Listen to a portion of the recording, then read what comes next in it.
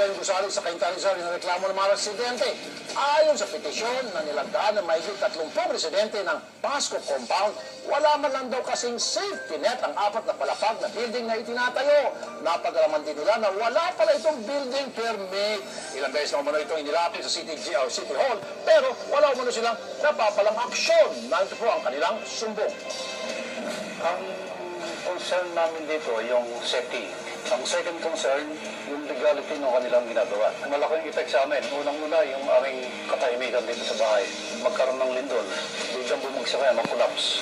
Makapagpatas ang bahay, hindi po yata wala kang pakialam ng mga opisyal ng bibigay po ng building permit sa bayan po ng Cainta. Baka naghihintay pa sila kung may mangyari pang hindi maganda o aksidente o disgrasya sa kapaumaksyon. Ayaw ko mang masira ang magandang relasyon namin magkakapit-bahay. Pero kung kaligtasan naman ang pag-uusapan, yung walang nakaambang panganib sa bawat isa sa amin dito. Sa linya po natin telepono, si Kit Nieto, ang mayor po ng Cainta Rizal. Mayor Kit, magandang hapon po, sir.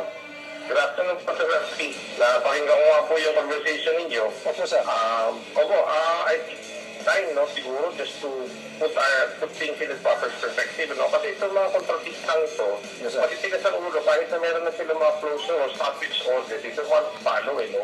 So, siguro, maganda na nga po na sinabi niya, by tomorrow morning, hindi na po kami pupunta, police po pupunta, just round up all these people there, and let the contractor explain to us why they should not be blacklisted in Cainta, dahil hindi sila sumusunod sa aming mga utos. There's already been an order po sa amin to stop that because of the absence of a valid and legitimate business permit. Opo. Ang sitwasyon po yata, pag kami tatalikod, parang binabaliwala yata nila yung aming mga instruction ng aming municipal engineer. So by tomorrow po, I've already directed Colonel Abrenica to go there at 8 o'clock in the morning if they see that something's being done there without permission or without legality.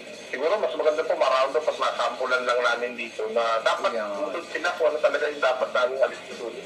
Well, ngayon pa lamang po, kami po labis-labis na po nagpapasalamat po sa inyo magiging aksyon. Alam po namin na kayo po yung action man po dyan, Mayor Kit.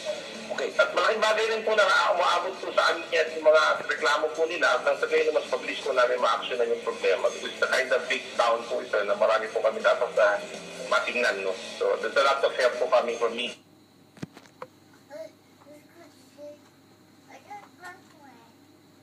Telling us exactly what the problem is.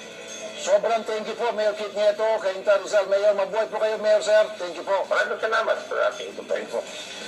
Isang sa pagbabalik ng Tito Rinod sa Bigatilyo,